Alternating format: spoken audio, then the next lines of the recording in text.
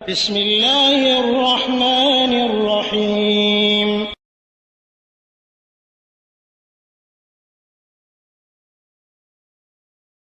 ওয়ালাইকুম আসসালাম রহমতুল্লাহ বারাকাত। ভাইয়ের কথা আল্লাহ আকার না নিরাকার এটা কিভাবে বুঝবো? কোরআনের কত নম্বর আয়া, কত নম্বর সূরা বা কিছু? ভাই, এখন একটি একটি করে আপনাকে ওই সূরা নম্বর আয়াত নম্বর আমি দিতে পারছি না, আপনি খুঁজে বের করে নেবেন। কোরআনে আল্লাহ তাআলা বলেছেন আমার দুটো হাত আছে, বুঝতে পারলেন?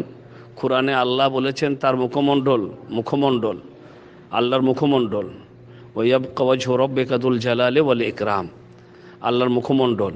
কোরআনে আল্লাহ বলেছেন তার চোখের কথা, তার চোখ আছে। কোরআনে আল্লাহ বলেছেন তার পায়ের নালা, ওই যে হাঁটু থেকে নিয়ে যেটা গোড়ালি পর্যন্ত অংশ, এটাকে সম্ভবত পায়ের নালা বলা হয় আর কি। এটা ওয়ুকশাফু আন সাকিহি, এই ধরনের শব্দ কোরআনে আছে। তো এগুলো হচ্ছে কোরআনের কথা। হাদিসে আল্লাহ রসুল সাল্লাহ সাল্লাম বলছেন আল্লাহ তাআলা জাহান্নামে তার দুটো পা ভরে দিবেন, তার মানে আল্লাহর দুটো পা। আল্লাহ তাআলা হাসেন, আল্লাহ রসুল বলছেন আল্লাহ হাসেন, এটা আল্লাহ নবীর হাদিসে আছে, আল্লাহ হাসেন। ঠিক আছে? আল্লাহ রব্বুল আলামিন যখন জান্নাতীরা জান্নাতে চলে যাবে, তখন জান্নাতীদেরকে লক্ষ্য করে বলবেন তোমরা আর কি কিছু পেতে চাও? তখন জান্নাতবাসীরা বলবে আল্লাহ গো, তুমি তো আমাদের মুখমণ্ডলকে উজ্জ্বল করে দিয়েছো, আমাদেরকে জাহান্নাম থেকে মুক্তি দিয়েছো, এ তো অনেক পেয়েছি আল্লাহ, আর কি পাওয়ার? তখন সামনে থেকে একটা পর্দা সরে যাবে, আর জান্নাতীরা আল্লাহ রব্বুল আলমিনকে বা আল্লাহ রব্বুল আলমিনের মুখমণ্ডল দর্শন করবে, তখন আল্লাহকে দেখতে পাবেন। তো এই যে হাদিসগুলো বা কোরআনের আয়াতগুলো, এ থেকে আপনার মনে কি বুঝায়? যার হাত আছে, যার মুখমণ্ডল আছে, হ্যাঁ, যাকে জান্নাতীরা দেখতে পাবেন, তিনি নিরাকার, এগুলা পড়ার পরে আপনার কি মাথায় আসে? আপনি নিজেই এবারে চিন্তা করবেন। আর এই সমস্ত আয়াতগুলা যদি আপনি খুঁজে না বার করতে পারেন, আপনাকে জানাবেন, আমি পরে আপনাকে সব নোট করে জানিয়ে দেব। ওয়ালাইকুম আসসালাম রহমতুল্লাহ বারাকাত। একবার বলছেন আমি জোহরের নামাজের পূর্বে 4 রাকাত সুন্নত যদি না পাই, তাহলে পরে মানে ফরজ পরে কি পরে 4 রাকাত পড়বো না 2 রাকাত? তো আপনার ইচ্ছা ভাই, আপনি 4 রাকাতও পড়তে পারেন, 2 রাকাতও পড়তে পারেন। ওয়ালাইকুম আসসালাম রহমতুল্লাহ বারাকাতুহু। কে ভাই আপনি? জানি না। একটা ভিডিও পাঠিয়েছেন, তাতে আবার লিখছেন যে এখানে প্লিজ ভিডিওটা দেখবেন, আর এখানে কে রং এবং কে রাইট শুধু জানতে চাই। হ্যাঁ, এতটুকু পর্যন্ত আপনাদের মানে হলো না যে এখানে কে রাইট আর কে রং আপনি জানতে পারছেন না, যার প্রথম বাক্য শুরু হয়ে গেল নূর নবী দিয়ে। বুঝতে পারলেন? মানে এই মানুষ সাদা পাগড়িওয়ালা, এরা বিশ্বাস করে যে নবী হচ্ছে নূরের তৈরি। বুঝতে পারলেন? যে দরুদটা পাঠ করলো আল্লাহুম্মা সাল্লি আলা সাইয়্যিদিনা মাওলানা মুহাম্মদ, এ দরুদ কোথাও কোনো কিতাবে কোনো হাদিসে পাবেন না। এই দরুদই মিথ্যা দরুদ। হ্যাঁ, তার কথাই শুরু হয়ে গেল মিথ্যা দিয়ে, নূর নবী দিয়ে, মিথ্যা দরুদ দিয়ে। তারপরে আপনারা জানতে চাইছেন কে রং আর কে রাইট। বুঝতে পারলেন? এতটুকু এখনো পর্যন্ত জানতে পারলেন না। তো যাই হোক, মোট কথা হচ্ছে যে এত বড় বড় ভিডিও যারা পাঠান, এরকম ভিডিও শোনার মতন আমাদের কোনো টাইম থাকে না।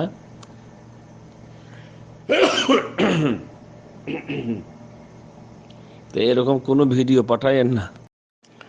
ওয়ালাইকুম আসসালাম রহমতুল্লাহ বারাকাতুহু। ভাই জানতে চেয়েছেন যে হজের সাথে বিদায়ী তওয়াফ করতে হয় আর ওমরার সাথে করতে হয় কি না। তো ভাই কথা হচ্ছে হজের সাথে বিদায়ী তওয়াফ করা এটা করতে হয় শুধু না, বরং এটা ওয়াজিব। যদি কেউ বিদায়ী তওয়াফ না করেই চলে যায়, তাহলে তাকে দম দিতে হবে, এটা ওয়াজিব। আর ওমরার সাথে বিদায়ী তওয়াফ করার মাসনুন, ওয়াজিব নয়। কেউ যদি করতে চায় করতে পারে। আল্লাহর নবী কিন্তু এটাকে ওয়াজিব বা রুকুন হলে কিছু বলেননি, এবং তিনি যে 4 বার ওমরা করেছেন, সেই 4 বার ওমরার সাথে বিদায়ী তওয়াফের কথা নেই। মানে ওমরা যে 4 বার করেছেন তা তখন তিনি বিদায়ী তওয়াফ করেছিলেন, তা উল্লেখ নেই। ওয়ালাইকুম আসসালাম রহমতুল্লাহ বারাকাতু। এক ভাই সেই হাদিসটা জানতে চেয়েছিলেন যে হাদিস সহি কিনা। অবশ্য আমি এর আগে উত্তরটা দিয়েছিলাম যে সেই 10 জন সাহাবী যাদেরকে জান্নাতের সুসংবাদ দেওয়া হয়েছে দুনিয়াতে, তিনি বলেছিলেন কোন হাদিসে আছে হাদিস সহি কিনা। তো ভাই এটা তিরমিজি শরীফে আপনি পাবেন, তিরমিজি শরীফে হাদিস, এবং সে হাদিসকে সহি শুদ্ধ বলা হয়েছে। হাদিস নম্বর হচ্ছে 3747। ওয়ালাইকুম আসসালাম রহমতুল্লাহ বারাকাত। ভাইয়ের প্রশ্ন হচ্ছে যে খেতে বসে যে আমরা তখন খেতে বসার সুন্নতি নিয়ম কি? ডান পা না বাম পা উঠেই বসবে? ভাই ওই ডান পা উঠিয়ে না বাম পা উঠিয়ে বসা, এগুলা খাবার সুন্নতের কোনো কিছু না। আপনি উঠিয়ে বসুন বা যেভাবে সুবিধা হয় সেভাবে বসুন। শুধু নিষেধ হচ্ছে, আল্লাহ নবী বলেছেন কোনো কিছুতে ট্যাগ লাগিয়ে বসবে না, খেতে বসবে না। হ্যাঁ, হেলান দিয়ে, হাতকে জমিনে হেলান দিয়ে, পিঠকে হেলান দিয়ে এগুলা বসবে না। আল্লাহ নবী বলতেন আমি ওইভাবেই খাই যেভাবে একজন বান্দার খাওয়া উচিত। অতএব আপনি মানে স্বাভাবিক অবস্থায় বসবেন যেভাবে আপনার সুবিধা হয়। শুধু ট্যাগ লাগিয়ে খাবেন না, হেলান দিয়ে না। বাকি ওই এরকম ট্যাংটা তুলে খাওয়া আদব, এরকম করে বসা খাদ্য আদব, এগুলা তবলিগীদের কথা। ওয়ালাইকুম আসসালাম রহমতুল্লাহ বারাকাত। ভাইয়ের প্রশ্ন হচ্ছে যে স্ত্রীকে 3 তালাক দিলে তা কার্যকরী হবে কিনা? 3 তালাক দিলে তা 1 তালাক গণ্য হবে। ওয়ালাইকুম আসসালাম রহমতুল্লাহ বারাকাত। ভাইয়ের প্রশ্ন হচ্ছে কিছু টাকা মসজিদে দিব বলেছিলাম, সেই টাকা আবার কেউ ধার নিয়েছে, এখন মসজিদে দিতে দেরি হচ্ছে, তার কারণে আমার কোনো সমস্যা হবে কিনা? ভাই আপনি যদি সাধারণভাবে বলে থাকেন যে আমি টাকা মসজিদে দিব কিছু, তাহলে আপনি যখন দিবেন তখন সওয়াব পাবেন। আপনি তো আর নির্দিষ্ট করে বলেননি যে এই তারিখে মসজিদে আমি দিব ইনশাআল্লাহ তাআলা, তাহলে আপনার সেই তারিখে আপনাকে দিতে হবে। কিন্তু যদি আপনি কোনো তারিখ নির্ণয় না করেন, সাধারণভাবে বলে থাকেন, তাহলে আপনি যখন দেবেন তখনই আপনি সওয়াব পাবেন। আর যদি না দেন তাহলে আপনি সওয়াব পাবেন না। তবে যদি মানতের ব্যাপার থাকে তাহলে তো আপনাকে দিতেই হবে এবং তা ওয়াজিব হবে। ওয়ালাইকুম আসসালাম রহমতুল্লাহ বারাকাত। ভাইয়ের প্রশ্ন হচ্ছে যে শেষ তাশাহুদে দোয়া করার সময়, মানে শেষ তাশাহুদ শেষ হয়ে যাওয়ার পরে দোয়াতে এরকম দোয়া করা যাবে কিনা, অকুর রব্বের হামহুমা কামা রব্বায়ানি সাগীরা? তো ভাই প্রথমত ওই ওয়াকুর থেকে ওই ওয়াকুরটা বাদ দিবেন, ওয়াকুরটা বাদ দিবেন, শুধু বলবেন রব্বের হামহুমা কামা রব্বায়ানি সাগীরা। যখন আপনি দোয়া করবেন তখন বলবেন রব্বের হামহুমা কামা রব্বায়ানি সাগীরা। ওয়াকুর ওটা আল্লাহ বলছেন নবীকে, হে নবী তুমি বলো রব্বের হামহুমা কামা রব্বায়ানি সাগীরা। তো ওটা দোয়ার অংশ না, ওয়াকুরটা দোয়ার অংশ না, শুধু বলবেন রব্বের হামহুমা কামা রব্বায়ানি সাগীরা। সে তাশাহুদে বলেন আর অন্য কখনো বলেন, জি বলা যাবে।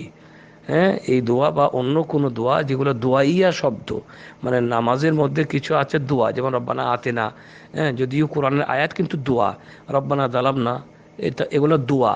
তো এগুলা পড়া যায় ইনশাআল্লাহ। এগুলা ব্যাপারে বড় বড় পণ্ডিতগণ, বড় বড় মুহাদ্দিসগণ বলেছেন যে যেগুলা দোয়াইয়া শব্দ, দোয়া, সেগুলা কোরআনের আয়াত হলেও তাশাহুদে বলা যাবে। ওয়ালাইকুম আসসালাম রহমতুল্লাহ বারাকাতু। এক ভাই বলছে ঘুমানোর সময় কি আমল আছে? আমি একটা হাদিসে শুনেছি 4 বার সূরা ফাতিহা, কবার সূরা কুল, কবার দরুদ, সব বলছেন আর কি উনি। তো মোট কথা হচ্ছে ভাই ঘুমানোর সময়, শোমানোর যে সময় যে আদব, প্রথমত আপনি যদি 1 নম্বরে চান যে উযু করে ঘুমাবেন, এটা আল্লাহ নবী বলেছেন যে উযু করে ঘুমাও। তারপরে ঘুমানোর যেটা দোয়া, আল্লাহুম্মা বিইসমিকা আমুতু ওয়াহিয়া, সেটা পরে ঘুমাও। অনুরূপভাবে সূরা আয়াতুল কুরসি পরে ঘুমালে আল্লাহর পক্ষ থেকে একজন মানে সংরক্ষণকারী তোমার হেফাজত করবে। এগুলা কিন্তু ওই 4 বার কুল, 10 বার অমুক, 10 বার তমুক, এগুলা তো সঠিক হাদিসে পাওয়া যায় না। ওয়ালাইকুম আসসালাম রহমতুল্লাহ বারাকাত। জামাত ছুটে যাওয়ার পরে দ্বিতীয় জামাত যখন হয় তখন কি আমরা 27 গুণ 25 গুণ জামাত বেশি পাবো? ভাই কথা হচ্ছে যে সেটাতে কত পাবো ওইটা কোনো নির্ধারিত না। প্রথম জামাতই হচ্ছে আসল জামাত, যেটা আমরা পাইনি। দ্বিতীয় জামাতটা কিন্তু ওই আসল জামাত নাই, যার মানে কি বলে আপনার জামাতের যেটা ফজিলত কথা বলা হয়েছে, সেটা দ্বিতীয় তৃতীয় জামাত নয়। বাকি থাকছে একা পড়ার থেকে একসাথে পড়াই হচ্ছে উত্তম, এটা আলাদা দলিলে প্রমাণিত। যে আল্লাহ রসুল সাল্লাল্লাহু সাল্লাম একজন ব্যক্তির নামাজ ছুটে গেল, তাকে আল্লাহ নবী সাহাবাদেরকে লক্ষ্য করে বললেন যে কে আছো তোমাদের মধ্যে যে এর সাথে সাদকা করবে, মানে এ একা পড়বে, এখন এর সাথে কেউ যদি দাঁড়িয়ে যাও তাহলে জামাত হয়ে যায়, তাহলে তোমার সাদকার সমাজ নেকি হবে। কিন্তু এটাও কি ওই প্রথম জামাতের মতো না, প্রথম জামাতের মতো না, বাকি এটাও মানে একা পড়ার থেকে উত্তম, এই হচ্ছে ব্যাপার। ওয়ালাইকুম আসসালাম রহমতুল্লাহ বারাকাত। এক ভাই বলছেন যে পাপ টাপ করার পরে যদি আল্লাহর কাছে তওবা করা হয়, তারপরে মারা গেলে কি সেই পাপের কারণে কবরে শাস্তি ভোগ করতে হবে বা আল্লাহর কাছে শাস্তি পেতে হবে? ভাই তওবা যদি আপনি সত্যিকারের করে থাকেন, সেই তওবাটা আল্লাহ কবুল করেছেন না করেননি সেটা তো আর আমরা জানি না, বুঝতে পারলেন? যদি আপনার তওবা কবুল হয়ে থাকে তাহলে আপনি শাস্তি পাবেন না। যদি সত্যিকারের তওবা কবুল করে থাকেন তাহলে আল্লাহ কবুল করেন। যেমন আপনি তওবা করেছেন কোনো একটা পাপ, সেই পাপটা কোনো মানুষের আত্মসাৎ করা সম্পর্কীয় ছিল না, কারো সাথে বেইমানি করা বা কারো সাথে জুলুম করা সম্পর্কীয় ছিল না। আপনি কোনো মানে এমন সাধারণ পাপ করেছেন, আপনি মদ খেয়েছিলেন, আপনি ব্যভিচার করেছিলেন, সেই পাপ করেছিলেন, তারপরে আপনি আল্লাহর কাছে দোয়া করেছেন। এই দোয়া বলছি আপনার কাছে, তো আল্লাহর কাছে তওবা করেছেন। তওবা মানে হচ্ছে প্রথমত সেই পাপটা ছেড়ে দিয়েছেন, 2 নম্বরে অনুতপ্ত হয়েছেন, আর 3 নম্বরে আগামীতে না করা দৃঢ় পরিকল্পনা করেছেন এবং আপনি মরা পর্যন্ত আর করেননি, তাহলে ইনশাআল্লাহ তাআলা আপনার তওবা এটা আল্লাহর কাছে কবুল হবে এবং আপনি আপনার ওই কৃত পাপের জন্য আল্লাহর কাছে আর শাস্তি পাবেন না ইনশাআল্লাহ তাআলা। কিন্তু যদি আপনি করে থাকেন আবার,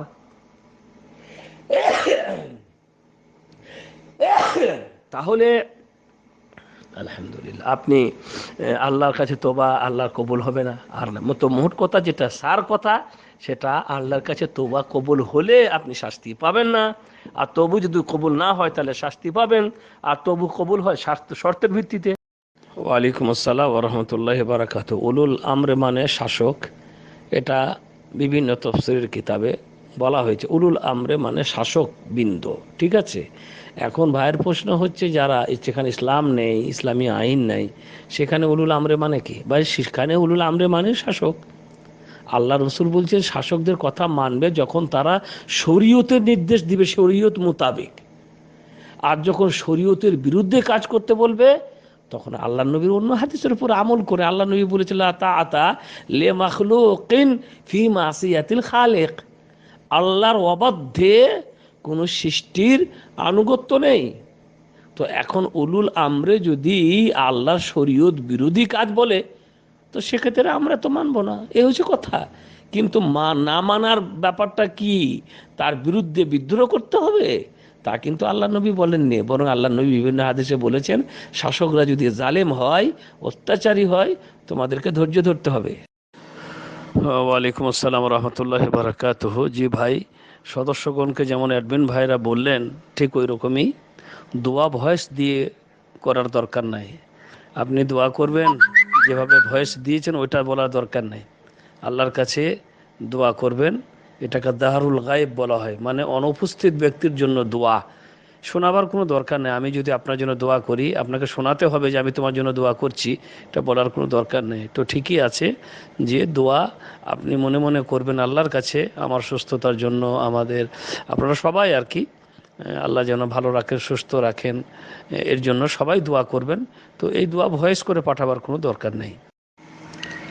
ওয়ালাইকুম আসসালাম রহমতুল্লাহি বারাকাতুহু। ভাইয়ের প্রশ্ন হচ্ছে বেতের নামাজের ব্যাপারে, 2 রাকাত পড়ে সালাম ফিরে দিই, তারপরে আবার 1 রাকাত পড়ি, তো এটা কি বেতের না অন্য কি? এটা ভাইয়ের কথা, জি এটা বেতের নামাজ। জি মানে আপনি যে 2 রাকাত পড়লেন আবার 1 রাকাত পরে ওটাকে বিতের বানিয়ে দিলেন, বিতের মানে বেজোর বানিয়ে দিলেন। আপনি যদি আবার 2 রাকাত পড়তেন তাহলে 4 রাকাত হয়ে যেত, বেতের হতো না। তো আপনি 2 রাকাত পড়ে সালাম ফিরে আবার 1 রাকাত পড়ে ওটাকে বেজোর বানিয়ে দিলেন, বিতের হয়ে গেল। কিংবা আপনি এমনও করতে পারেন যে 3 রাকাত বিতের লাগাতার পড়বেন, মধ্যেখানে তাশাহুদ করবেন না, দুটি নিয়মই ঠিক আছে। ওয়ালাইকুম আসসালাম রহমতুল্লাহ বারাকাতুহু। এক ভাই প্রশ্ন করেছে যে মৃত্যু মানুষদের জন্য যে মিলাদ টিলাদ দেওয়া হয় এগুলা কি ঠিক আছে নাকি? যে না, এগুলো সব বিদাত কাজ। কোনো মৃত্যু মানুষের জন্য মিলাদ টিলাদ দেওয়া এগুলো বিদাত কাজ, এগুলো কাজ করা যাবে না। ওয়ালাইকুম আসসালাম রহমতুল্লাহ বারাকাতুহু। ভাইয়ের প্রশ্ন হচ্ছে যে তালেবুল ইলমরা যখন রাস্তা থেকে হেঁটে যায় তখন ফেরেশতারা পাখা বিছিয়ে দেয়, হাদিসটা সহি কিনা বা এটা সহি হাদিস? ওয়া ইন্নাল মালাইকাতা লাতাদাউ আজনিহাতাহা লিতালিবিল ইলম, বলা হয়েছে যে ফেরেশতাগণ তাদের ডানাগুলিকে বিছিয়ে দেন তালেবুল ইলমদের জন্য, যারা দিনের জ্ঞান অর্জন করে তাদের জন্য।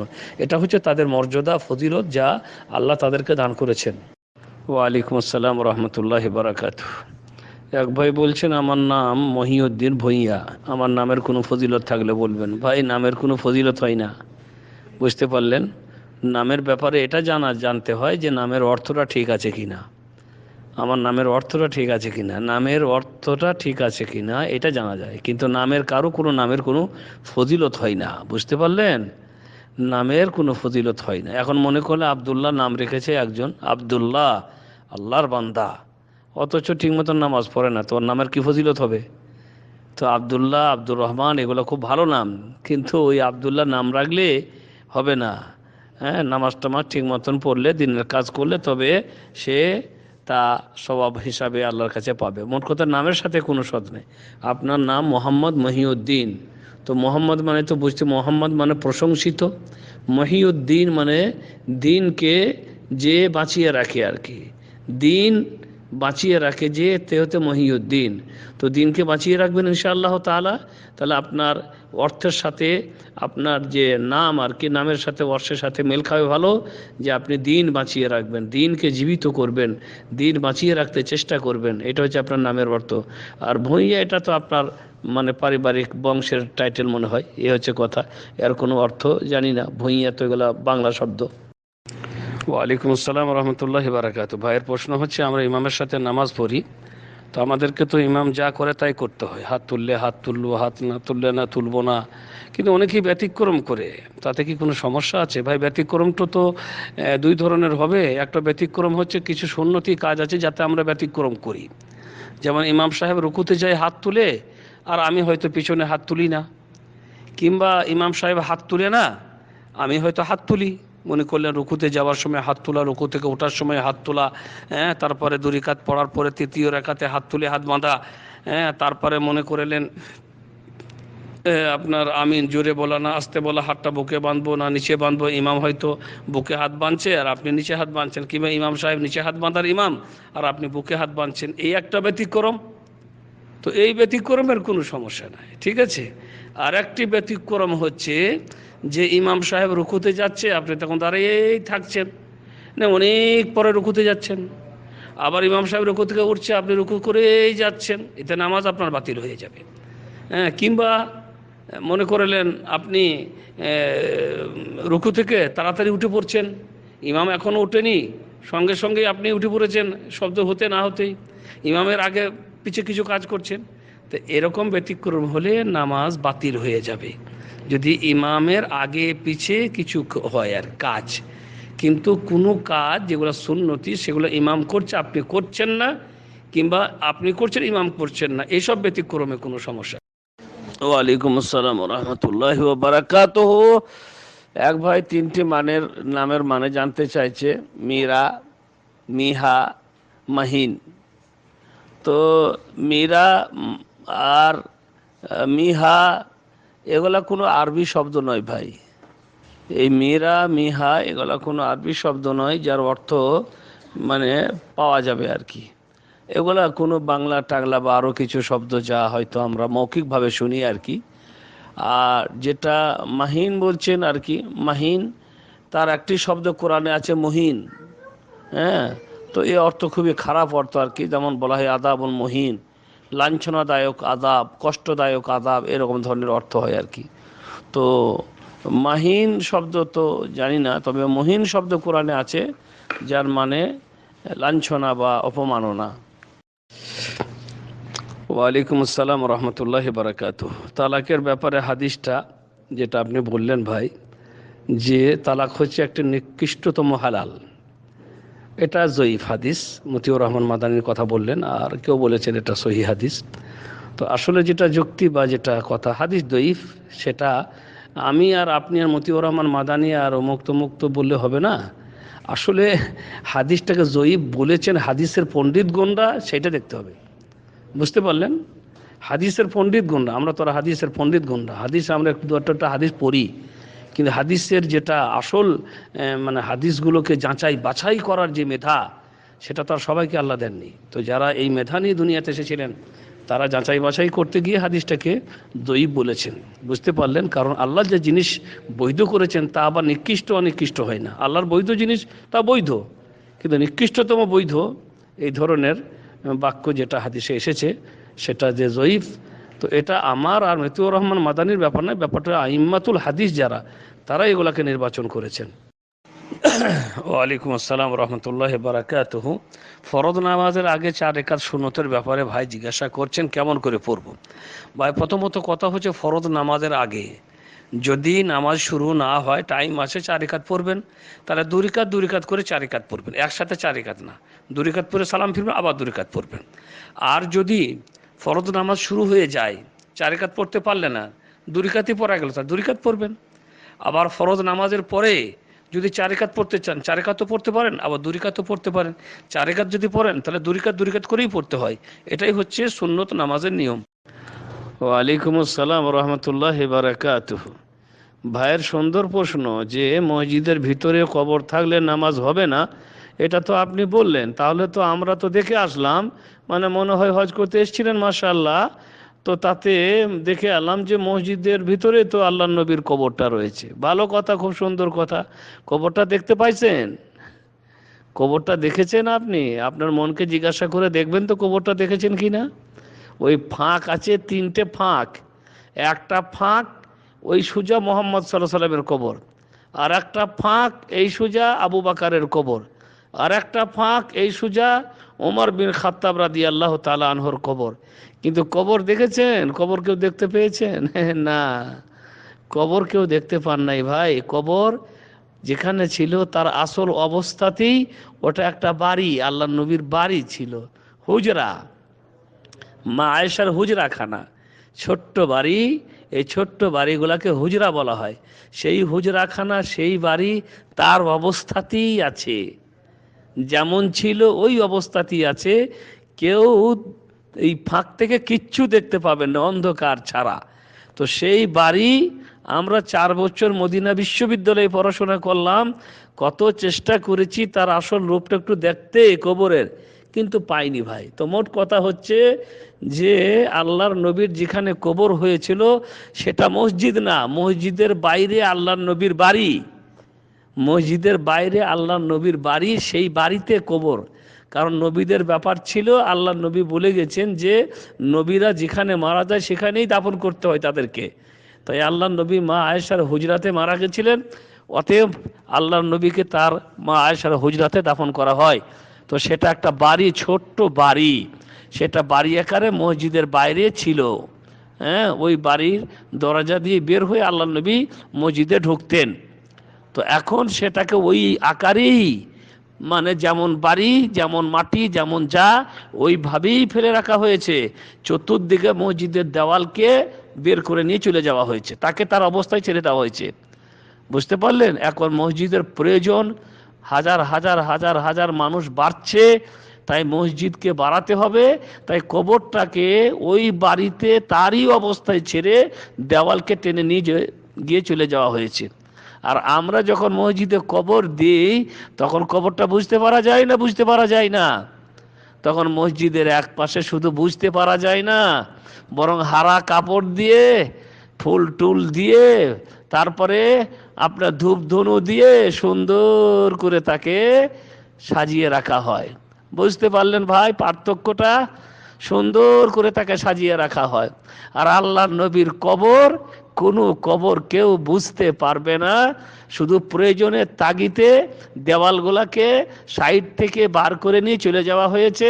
কিন্তু যে বাড়িটা আল্লাহর নবীর ছিল সেই বাড়িকে তারই অবস্থায়, ওই অবস্থাতে রেখে দেওয়া হয়েছে যেখানে আল্লাহর নবীর কবর। যেহেতু আল্লাহর নবীর কবর, তাই সেটাকে সেখান থেকে সরিয়ে অন্য কোনো জায়গায় নিয়ে যাওয়া সম্ভব নয়।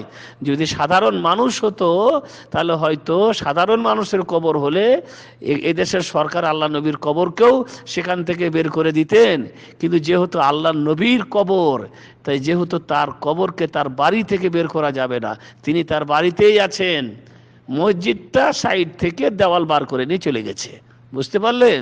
আর আমাদের মসজিদগুলোতে যে কবরগুলো দেখেছেন, আপনি স্মরণ করুন সেই কবরগুলোর অবস্থা কি। তার সেই কবরগুলোকে কিভাবে বাউন্ডারি দিয়ে সুন্দর করে ঘিরে, তারপরে হারা চাদর চাপিয়ে, কি বলে আপনার আতর, সেন্ট, আবার ধূপধনি, ধুঁয়ো সবসময় জ্বলতে আছে। পার্থক্য করতে চেষ্টা করবেন। আল্লাহ আমাদেরকে সঠিক জিনিস যেন বুঝতে তৌফিক দান করেন। ওয়ালাইকুম আসসালাম রহমতুল্লাহ বারাকাতু। ভাই যিনি বোনেরকে মানে 12-13 বছর বয়স বলছেন আপনার বোনের, একজন কারি সাহেবকে দিয়ে আপনি পড়াতে চাইছেন, আমরা তাকে সমর্থন করতে পারি না, কারণ এইভাবেই ফিতনা জন্ম নেয়। কারি সাহেবও ভালো মানুষ, মানুষ ভালোই থাকে, বুঝতে পারলেন? মানুষ খারাপ থাকে না, কিন্তু হঠাৎ করে শয়তান মনে খারাপ ধারণা ঢুকিয়ে দেয়, বুঝতে পারলেন? তো যেখানে আপনার বোন একা পড়বে, আর কোনো মহিলারা নেই, আর কেউ নেই যেখানে, সেখানে অবশ্যই এটা করা যাবে না, বুঝতে পারলেন? আপনার বোনও ভালো মাশাআল্লাহ, কিন্তু কখন যে শয়তান কোন কুমন্ত্রণা ঢুকিয়ে দেয়, তাই এরকম রিস্ক নেওয়া যাবে না। একা আপনার বোনকে কোনো মুদারেস কেউ এসে আপনাদের বাড়িতে পড়াবে, যেমন আমাদের বাংলা টিউশন পড়ায়, ইংরাজি পড়ায়, আর সেই পড়ানি দিয়ে যে আমরা কত কি শুনি, তা তো আমরা সবাই শুনি। তো মোট কথা হচ্ছে ভাই, যে এগুলা ঠিক হবে না। আর আপনি অন্য কোনো ব্যবস্থা গ্রহণ করুন। কোনো মহিলা যদি কেউ ভালো পড়তে জানে, তাদের কাছ দিয়ে পড়া নেন ইত্যাদি, কিন্তু এককভাবে কোনো কারি সাহেব এসে তাকে পড়াবে, না না, এরকম চলবে না। ওয়ালাইকুম আসসালাম রহমতুল্লাহ বারাকাতু। ভাই, মসজিদের পাশে কবরের ব্যাপারে জিজ্ঞাসা করছেন। মসজিদের পাশে জানলার দিকে তাকালে দেখতে পাওয়া যায়, মসজিদের পাশে, মসজিদের বাউন্ডারির বাইরে যে কবর, তা সমস্যার কিছু নেই। মসজিদের বাউন্ডারির বাইরে, তা ডানে থাক বামে থাক, যেদিকে থাকবে থাক, তাতে আমাদের কোনো সমস্যা নেই। ওয়ালাইকুম আসসালাম রহমতুল্লাহ বারাকাতু। ভাই বলছেন, আগে প্রশ্ন করেছিলাম, হয়তো উত্তর যায়নি, হয়ে যায় ভাই এরকম। অনেক সময় প্রশ্নের উত্তর দিতে দিতে একটা হয়তো দাবাইনি, মনে থাকে না যে এটা দেওয়া হয়নি, তো এরকম হয়ে যায়। তো যাক, আপনার ছেলের নাম জিয়াদুল ইসলাম, তার অর্থ জিয়াদ মানে ঘোড়া, বুঝতে পারলেন? জিয়াদ মানে ঘোড়া, আরও অর্থ হতে পারে, তো সম্ভবত এটা ঘোড়ার মানে হয়, ইসলামের ঘোড়া আর কি। ওয়ালাইকুম আসসালাম রহমতুল্লাহ বারাকাত। এক ভাই বলছেন, জানতে চান যে সঠিক দিন ইসলাম কিভাবে তিনি কায়েম করবেন। ভাই, আল্লাহ নবী দুনিয়া থেকে যাওয়ার আগে আমাদেরকে বলে গেলেন, তারাকতু ফীকুম আমরাইন লান তাদিল্লু মা তামাসসাকতুম বিহিমা কিতাবুল্লাহি ওয়া সুন্নাতা নবীহি সাল্লাল্লাহু আলাইহি ওয়াসাল্লাম। আমি তোমাদের মাঝে দুটি জিনিস রেখে গেলাম, যতদিন পর্যন্ত তোমরা সেই দুটি জিনিসকে মজবুত করে আঁকড়ে ধরে থাকবে, তোমরা কখনোই গোমরা হবে না। সেই জিনিস দুটি হচ্ছে আল্লাহর কিতাব কোরআন, আর দ্বিতীয় হচ্ছে রাসূল কারীম সাল্লাল্লাহু আলাইহি সাল্লামের হাদিস।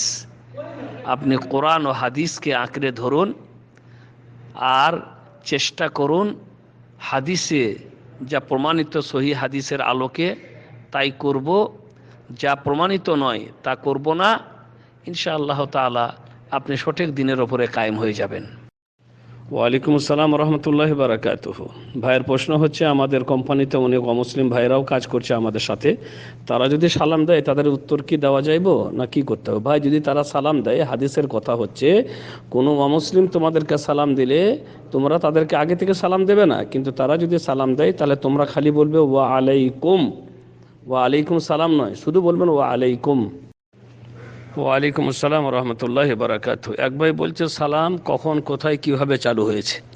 ভাই, সালাম আল্লাহ তাআলা যখন আদম আলাইহিস সালামকে সৃষ্টি করলেন, তখন তাকে বললেন যে, ও দেখো কিছু ফেরেশতা বসা, তুমি ওখানে গিয়ে ওদেরকে সালাম করো, এইভাবে সালাম করো, আল্লাহ তাআলা শিখিয়ে দিলেন। আর ওরা যে উত্তরটা দেবে, সেটাই হবে তোমার আগত বংশ বা আগত সন্তানদের জন্য সালাম বিনিময় হবে। তারপর আদম আলাইহিস সালাম গিয়ে সেখানে তাদেরকে সালাম দিলেন, যেভাবে আল্লাহ বলেছেন, আসসালামু আলাইকুম ওয়া রাহমাতুল্লাহ ওরা বললেন আসসালামু আলাইকুম ও রহমতুল্লাহ, মানে ওখানে হাদিসে যেটা ওয়া আলাইকুম আসসালাম ও রহমতুল্লাহ এইভাবে ছিল না। তো মোট কথা হচ্ছে এটা আল্লাহ রসুল সাল্লাল্লাহু আলাইহি ওয়াসাল্লাম আমাদেরকে আবার বলে দিলেন যে ওখানে ওয়া আলাইকুম আসসালাম ও রহমতুল্লাহ ও বারাকাতুহু। কিন্তু সৃষ্টি হলো কখন? যখন আল্লাহ তাআলা আদমকে সৃষ্টি করলেন, আদম আলাইহিস সালামকে বললেন যে ফেরেশতাদেরকে গিয়ে সালাম দাও। তারা যে উত্তর দিবে তোমার সালাম দেওয়া আর তাদের উত্তর এটাই হবে তোমার আগত সন্তানদের জন্য সালাম।